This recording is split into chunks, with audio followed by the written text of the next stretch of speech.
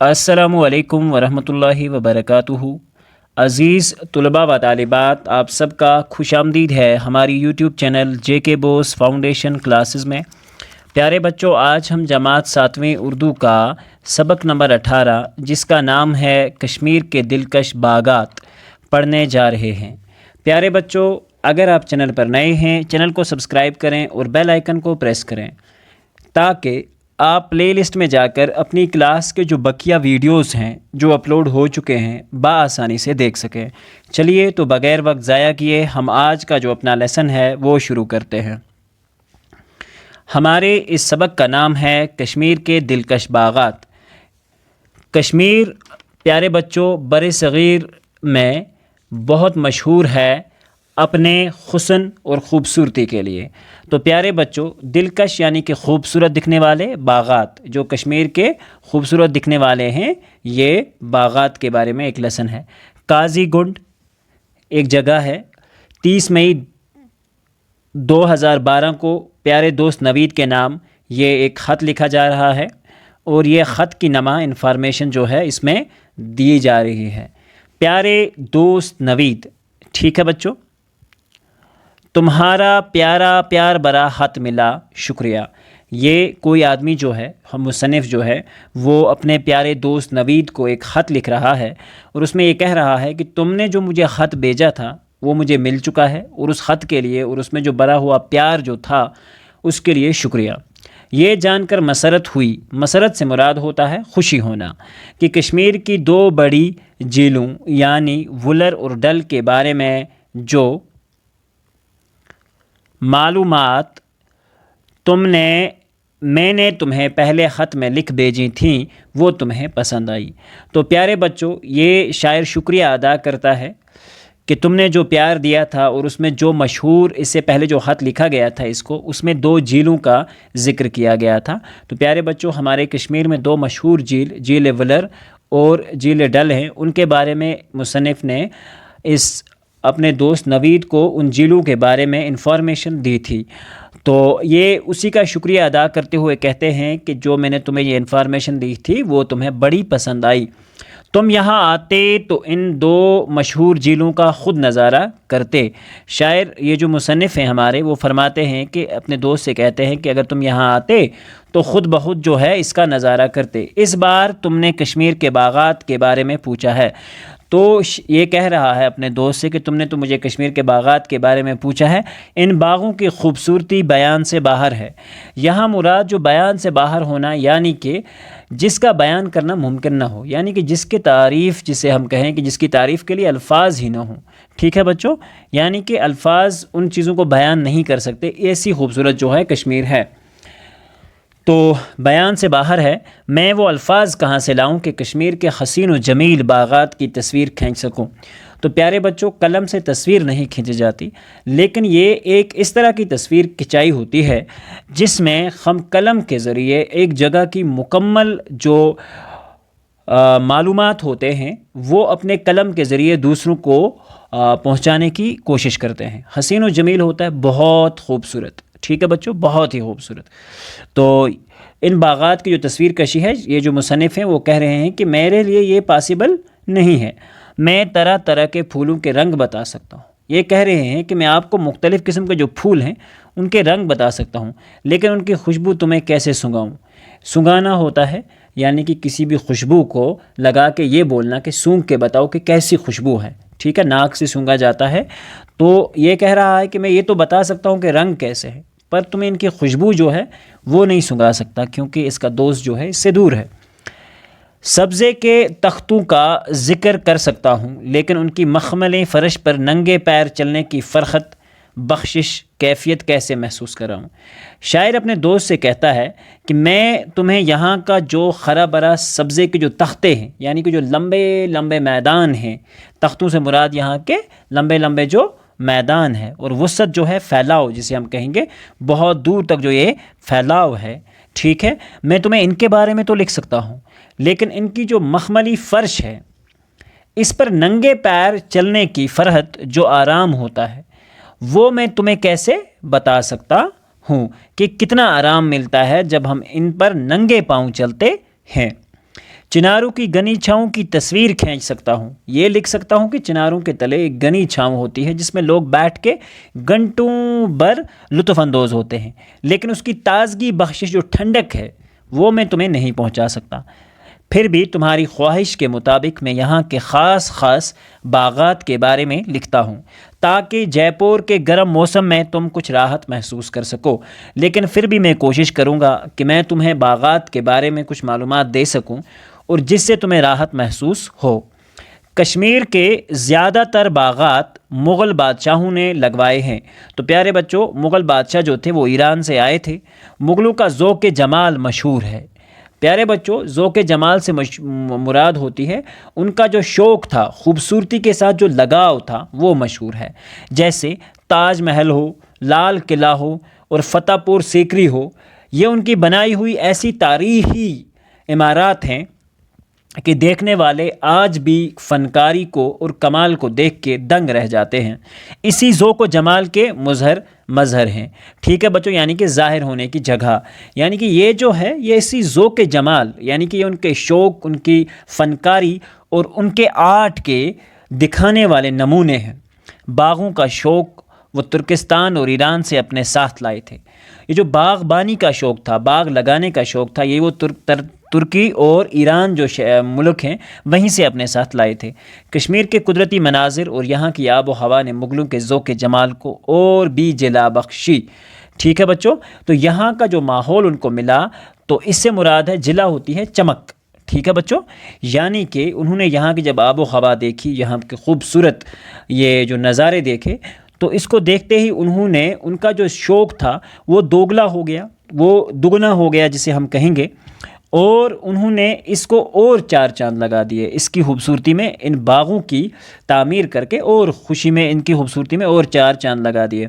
کشمیر میں انہوں نے جو باغ تعمیر کیے وہ ایسی جگہوں پر ہیں کہ مغلوں کے حسن انتخاب کی داد دینا پڑتی ہے۔ پیارے بچوں، یہ جو باغ ہیں ایسی جگہوں پہ بنائے گئے ہیں کہ انسان سوچ بھی نہیں سکتا کہ وہ کتنے ہوشیار اور عقل مند تھے۔ آئی بات سمجھ بچوں؟ کشمیر میں انہوں نے جو باغ تعمیر کیے وہ ایسی جگہوں پہ کیے ہیں کہ ان کا جو خوبصورتی کا انتخاب ہے، جو جگہ کو پسند کرنے کا انتخاب ہے، اس کی تو ہمیں داد دینی پڑے گی۔ یہاں کے مغل باغات عام طور پر پہاڑوں کے دامن میں واقع ہیں، جہاں اوپر پہاڑ ہو اور پہاڑ کے جس دامن میں پلین ایریا جو ہوتا ہے وہاں بنائے گئے ہیں۔ شالیمار باغ کی ہم بات کریں، نشاط باغ اور چشمہ شاہی پہاڑ کے دامن میں جھیل ڈل کے کنارے دعوت نظارہ دیتے ہیں۔ تو پیارے بچوں، یہ جو باغ ہیں، چاہے ہم شالیمار باغ کی بات کریں، نشاط باغ کی بات کریں، چشمہ شاہی کی بات کریں، تو یہ جو ہے پہاڑ کے دامن میں جھیل ڈل کے کنارے اس طرح کے دعوت نظارہ پیش کرتے ہیں کہ آنے والے جو بھی شخص ہوں مجبوراً ان باغوں کی سیر کو آتے ہیں، کیونکہ یہ اپنی اور ایسی کشش کھینچتے ہیں کہ ان کے اندر اس طرح کی خوبصورتی ہے کہ ہر کوئی جو مسافر ہوتا ہے وہاں شوق و ذوق سے جاتا ہے۔ ان باغوں سے جھیل ڈل کی اور جھیل ڈل سے ان کی خوبصورتی دوبالا ہو گئی ہے۔ اب ساتھ میں ایک جھیل کا ہونا اور ساتھ میں پانی کا ہونا، اس کی وجہ سے اس کی خوبصورتی میں ہے جو چار چاند لگے ہوئے ہیں۔ اگلا پیرا ہے بچوں، شالیمار باغ ان باغات میں سب سے پرانا ہے۔ جو سب سے پرانا باغ ہے وہ شالیمار باغ ہے، جس کی بنیاد مغل بادشاہ جہانگیر نے 1619 عیسوی میں ڈالی۔ اس کے 11 برس بعد شاہجہان کے دور میں باغ کو وسعت دی گئی، یعنی کہ اور بڑھایا گیا اور کھلا کیا گیا، اور اس کی زینت کو بھی بڑھایا گیا، کچھ اور پھول اور خوبصورت چیزیں اس میں لگائی گئیں۔ شالیمار باغ سری نگر سے 10 کلومیٹر دور شمال مشرق کی جانب پہاڑوں کے دامن میں واقع ہے۔ تو پیارے بچوں، جو شالیمار باغ ہے یہ سری نگر سے 10 کلومیٹر کی دوری پر شمال مشرق کی جانب پہاڑوں کے دامن میں، یعنی کہ جسٹ پہاڑوں کے آنگن جسے ہم کہیں گے سامنے، جہاں سے پہاڑ شروع ہوتے ہیں ان کے سامنے جو پلین جگہ ہوتی ہے وہاں پہ بنائے گئے۔ یہ 4 برابر طبقات میں منقسم ہے۔ یہ 4 جو ہیں برابر یعنی کہ ایکول پارٹس میں ان کو ڈیوائیڈ کیا گیا ہے۔ ٹھیک ہے بچوں، اوپر سے باغ میں ایک ندی داخل ہوتی ہے، اور اس باغ میں جو یہ ہے ایک ندی داخل ہوتی ہے اور اس کے بیچوں بیچ گزرتے ہوئے نیچے ڈل جھیل سے ملتی ہے، اور یہ جاتے جاتے پھر یہ جو ندی ہے یہ جھیل ڈل میں جا کے مل جاتی ہے۔ اس ندی پر کئی چھوٹی بڑی 12 دریاں تعمیر کی گئی ہیں۔ ٹھیک ہے بچوں، تو 12 دری سے مراد ہوتا ہے 12 دروازوں والا مکان۔ ٹھیک ہے بچوں، 12 دروازوں والا مکان ہے۔ تو پیارے بچوں ان کا شوق تھا اور ذوق تھا یہ مغلوں کا۔ ٹھیک ہے بچوں، تو اس لیے وہ ایسی ایسی چیزیں بنایا کرتے تھے۔ اوپری طبقے کے وسط میں سیاہ سنگ مرمر کی جو 12 دری ہے اس میں بادشاہ گرمیوں کے دن گزارتا تھا۔ تو پیارے بچوں اس باغ کو جو 5 پارٹس میں ڈیوائیڈ کیا گیا ہے، اس میں سے جو اوپر والا طبقہ ہے اس کے وسط میں سیاہ سنگ سے مراد پتھر ہوتا ہے، سیاہ سے مراد ہوتا ہے کالا۔ تو سیاہ سنگ جو ہے مرمر کی سنگ مرمر، ٹھیک ہے بچوں، سیاہ سنگ مرمر ہوتا ہے جو سنگ سے مراد پتھر ہوتا ہے بچوں۔ ٹھیک ہے بچوں، سنگ سے مراد ہوتا ہے پتھر۔ سیاہ سنگ مرمر کی جو 12 دری جو ہے، ایک مکان جو ہے سیاہ سنگ مرمر سے بنایا ہوا ہے، اس میں بادشاہ گرمیوں کے دن گزارتا تھا۔ یہ جو 12 دری ہے 25-30 فٹ اونچے ایک چبوترے پر بنی ہوئی ہے۔ ٹھیک ہے بچوں، تو یہ جو ہے ایک چبوترے پہ ایک پلیٹ فارم بناتے ہیں نیچے، اس کے اوپر 30 فٹ کی اونچائی پر بنی ہوئی ہے۔ اس میں سیاہ سنگ مرمر جو ہے کہ 6 منکش ستون، یعنی کہ جن کے اوپر کلاکاری کی گئی ہے، یہ جو ہیں منکش جو ہیں ستون ہیں۔ 12 دری کے ارد گرد ایک تالاب بھی ہے جس میں متعدد فوارے لگے ہوئے ہیں۔ اس 12 دری کے ارد گرد ایک یہ تالاب ہے جس میں متعدد قسم کے فوارے لگے ہیں۔ باقی 3 طبقوں میں جو چھوٹی چھوٹی 12 دریاں ہیں، کہا جاتا ہے کہ باقی جو 3 طبقے ہیں ان میں جو چھوٹی چھوٹی 12 دریاں بنائی ہوئی ہیں، یعنی کہ 12 دروازوں والے جو مکان بنائے ہوئے ہیں، وہ بھی قابل دید ہیں، یعنی کہ دیکھنے کے قابل ہیں۔ یہاں سے فواروں کا خوبصورت نظارہ بہت ہی سکون بخش محسوس ہوتا ہے۔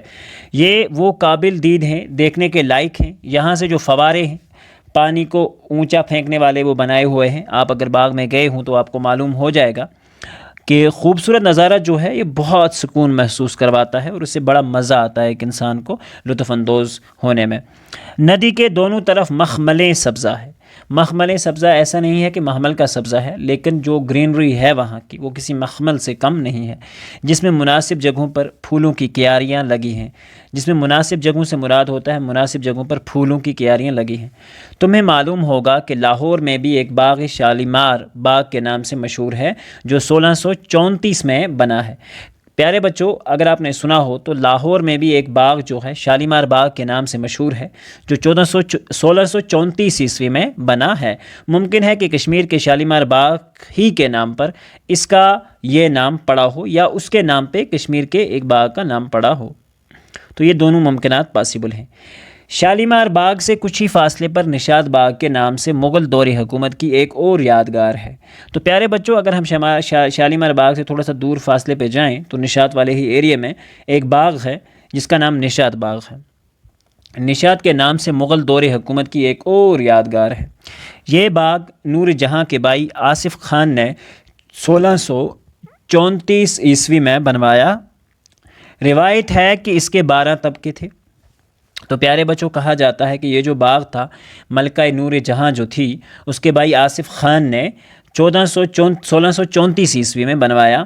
روایت ہے کہ اس کے 12 طبقے ہیں، 12 پارٹس ہیں، لیکن موجودہ صورت میں یہ 10 طبقوں پر مشتمل ہے، لیکن آج جو ہے اس کی صورت جو ہے وہ صرف 10 پہ ہے۔ باغ کے بیچوں بیچ ایک تالاب ہیں جن سے 3 فٹ چوڑی نہر نکلتی ہے، جن سے ایک 3 فٹ چوڑی ایک نہر پانی کی بہتی ہوئی نکلتی ہے۔ نشاط باغ کے بالائی طبقے میں ایک 12 دری ہے، اونچے والے طبقے میں ایک 12 دری بنی ہوئی ہے جہاں سے باغ کا پورا منظر دیکھنے کو ملتا ہے۔ یہاں کئی قداور سایہ دار چنار بھی موجود ہیں، چنار ہیں۔ ٹھیک ہے بچوں، نہر کے دونوں طرف جو رویشیں ہیں، تو پیارے بچوں نہر کے جو دونوں طرف رویشیں ہیں ان کے ساتھ ساتھ سرو اس طرح قطار میں کھڑے ہیں جیسے سیاحوں کا استقبال کر رہے ہوں۔ تو پیارے بچوں کچھ اس طرح کی روشیں بنائی گئی ہیں وہاں پر کہ ان سے دیکھنے والا جو ہے جب کوئی آتا ہے اس باغ میں تو اس کو ایسا معلوم ہوتا ہے کہ یہ جیسے روشیں جو ہیں ان کے ساتھ ساتھ سرو اسی طرح قطار میں کھڑی ہیں کہ جیسے سیاحوں کا استقبال کرتے ہوں۔ آئی بات سمجھ بچوں؟ شاباش۔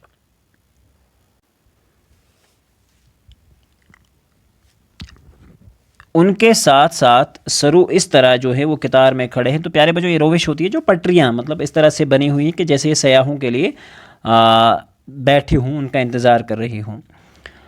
جیسے سیاحوں کا استقبال کرتے ہوں۔ اس کے علاوہ دونوں طرف رنگ برنگے پھولوں کی کیاریاں، یعنی کہ بہت سارے پھول جو ہیں یہاں لگے ہوئے ہیں۔ نشاط باغ میں صبح کا منظر جو ہے قابل دید ہوتا ہے، مطلب صبح کا جو منظر ہے دیکھنے کا وہ بڑا ہی زبردست ہے۔ صبح لوگ بہت ہی زبردست منظر ہوتا ہے یہاں دیکھنے کے لائق۔ جب جھیل ڈل کی لہروں کے ہلکورے جو ہوتے ہیں، جب لہریں چل رہی ہوتی ہیں جھیل ڈل میں، اور پرندوں کی چہچہاہٹ دل کو سکون اور ذہن کو تازگی بخشتی ہے، تو صبح صبح جب پرندے بھی چہچہا رہے ہوں تو یہ بڑا ہی ایک لطف اندوز ماحول ہوتا ہے۔ پرانے زمانے میں باغ میں چراغاں کے لیے مٹی کے دیے استعمال کیے جاتے، لائٹنگ کرنے کے لیے باغ کے اندر مٹی کے دیے لگائے جاتے تھے، لیکن اب اس کے لیے بجلی کے کمکموں کا انتظام ہے، لیکن اب جو ہے بجلی کے لیمپس لگے ہوئے ہیں اور لائٹنگ لگی ہوئی ہے، اور جو اس کی خوبصورتی میں اور چار چاند لگاتی ہے۔ چشمہ شاہی جو ہے جھیل ڈل کے دائیں کنارے سے 2 کلومیٹر دور زبرون پہاڑی کی گود میں واقع ہے۔ جو چشمہ شاہی ہوتا ہے جھیل ڈل کے دائیں کنارے سے 2 کلومیٹر لگ بھگ دور زبرون پہاڑی کی سامنے جو ہے واقع ہے۔ یہ باغ شاہجہان کے دور میں مغل گورنر علی مردان خان نے 1632 عیسوی میں بنوایا۔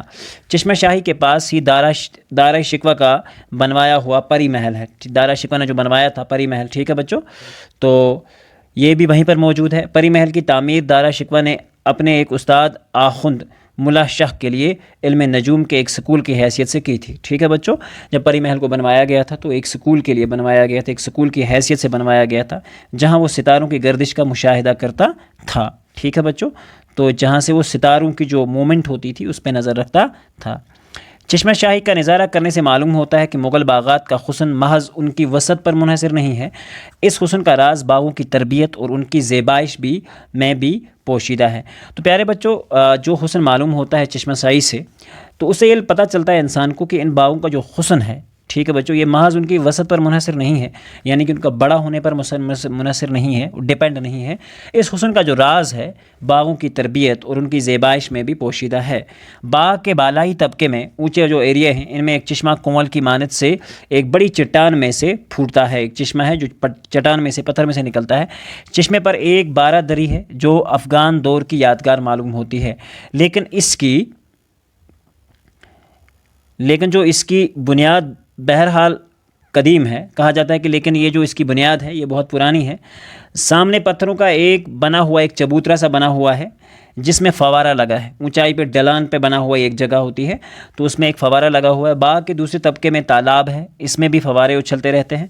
چشمہ شاہی کا پانی صاف و شفاف اور میٹھا بھی ہے، اسے ہاضمے کے لیے اچھا سمجھا جاتا ہے، یعنی کہ ڈائجیشن کے لیے بڑا اچھا مانا جاتا ہے، اسی لیے لوگ یہاں سے بوتلوں میں پانی بھر کے لے جاتے ہیں۔ چشمہ شاہی کو ریاستی حکومت نے اب کافی وسعت دے دی ہے، بہت بڑا کر دیا ہے۔ اس سے 8 کلومیٹر نیچے پہاڑی کے دامن میں ایک خوبصورت پارک بنائی گئی ہے جو قدرتی مناظر کے حسن سے مالا مال ہے۔ تو اس کے جو نیچے ہے اب 8 کلومیٹر کی لگ بھگ ایک 8 نہیں ہے، آدھ کلومیٹر، بہت کم دوری پر ہے، آدھ کلومیٹر کی دوری پر نیچے پہاڑی کے ساتھ ہی ایک خوبصورت پارک بنائی گئی ہے جو یہاں کے حسن کو اور بھی مالا مال کرتی ہے۔ اس کے تھوڑے سے فاصلے پر راج بھون کی خوبصورت عمارت جو ہے وہ نظر آتی ہے جہاں گرمیوں میں ریاست کے گورنر رہتے ہیں، ٹھیک ہے بچوں، یہ ایسی جگہ ہے جہاں گورنر رہتے ہیں۔ سری نگر سے 65 کلومیٹر دور اننت ناگ کے جنوب مشرق میں ایک قدیم چشمہ ہے۔ 1620 عیسوی میں ملکہ نور جہاں نے اس چشمے کے سامنے باغ تعمیر کروایا اور اس کا نام بیگم آباد رکھا، ٹھیک ہے بچوں، یہ اسلام آباد میں موجود ہے۔